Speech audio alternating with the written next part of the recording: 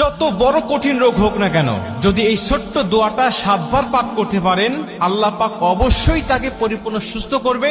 যদি তার হায়াত থাকে, যদি তার হায়াত থাকে, মৃত্যুর সময় যদি না এসে থাকে, তাহলে আল্লাহ অবশ্যই এই দোয়ার বরকতে তাকে সুস্থ করবে। নবীজি সাল্লাল্লাহু আলাইহি ওয়াসাল্লাম নিজে যখন কোনো অসুস্থ ব্যক্তির খবর পেতেন, তিনি ছুটে চলে যেতেন এবং এই দোয়াটা পাঠ করতেন।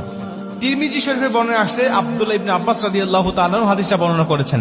তিনি বলেন যে রাসূল সাল্লাল্লাহু আলাইহি ওয়াসাল্লাম এক অসুস্থ ব্যক্তির কাছে গেলেন এবং গিয়ে তার শিয়রে বসলেন, একেবারে তার পাশে বসলেন এবং মাথায় হাত দিয়ে তিনি ছোট্ট দোয়াটা পাঠ করলেন।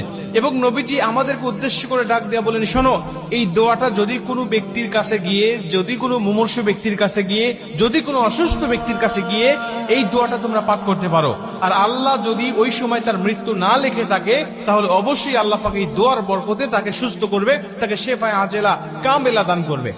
আম্মাজান আয়েশা রাদিয়াল্লাহু তাআলা তিনি বলেন যে নবীজি যখন কোথাও কারো অসুস্থের খবর পেতেন, তিনি আর ঘরে থাকতেন না, ছুটে চলে যেতেন। সে মুসলিম নাকি অন্য ধর্মের লোক, এটা তিনি দেখতেন না। নবীজি সেখানে গিয়ে, তার কাছে গিয়ে নবী সাল্লাল্লাহু আলাইহি ওয়াসাল্লাম তার খোঁজ খবর নিতেন এবং তিনি মুসলিম হলে তার কাছে গিয়ে নবীজি সাল্লাল্লাহু আলাইহি ওয়াসাল্লাম এই দোয়াগুলো পাঠ করতেন এবং আল্লাহ পাক তাকে সুস্থ করে দিতেন। এই দোয়াটা পাঠ করার বরকতে আল্লাহ পাক তাকে সুস্থ করে দিতেন। দোয়াটি হলো ছোট্ট দোয়া, আসআলুল্লাহাল আযীম রব্বাল আরশিল আযীম আইয়াশফিয়াক।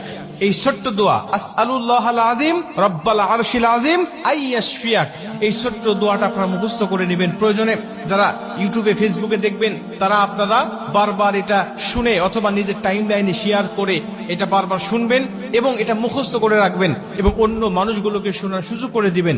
এই ছোট্ট দোয়াটা আপনি যে কোনো মুমূর্ষু ব্যক্তির কাছে গিয়ে আপনি দোয়াটা পাঠ করবেন। অথবা অনেক মানুষ কিন্তু আমাদের কাছে দোয়া চায় যে আমি অসুস্থ আছি, একটু আমার জন্য দোয়া করেন। তখন আপনি দোয়াটা পাঠ করতে পারেন, আসআলুল্লাহাল আযীম রব্বাল আরশিল আযীম আইয়াশফিয়াক। এই ছোট্ট দোয়ার বরকতে আল্লাহ তাকেও সুস্থ করবে এবং আপনি যে রোগীর খোঁজ খবর নিতে গেলেন, এর বিনিময়ে আল্লাহ পাক আপনার জন্য কিছু ফেরেশতায় নিযুক্ত করে দিবে, শুধু আপনার মাগফিরাত কামনা করার জন্য। মুসলমান ভাইরা আমার, নবীজি সাল্লাল্লাহু আলাইহি ওয়াসাল্লাম বলেন, যখন কোনো ব্যক্তি মুমূর্ষু ব্যক্তির খোঁজ খবর নেওয়ার জন্য যায়, যদি সকালবেলা যায়, আল্লাহ পাক তার জন্য একদল ফেরেশতা নিযুক্ত করে রেখে দেয়।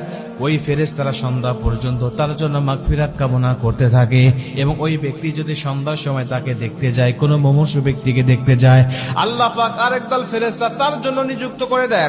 ফজর অবধি পর্যন্ত আল্লাহ রব্বুল আলামিনের কাছে ওই ফেরেশতারা ওই বান্দার জন্য আল্লাহ রব্বুল আলামিনের কাছে মাগফিরাত কামনা করতে থাকে।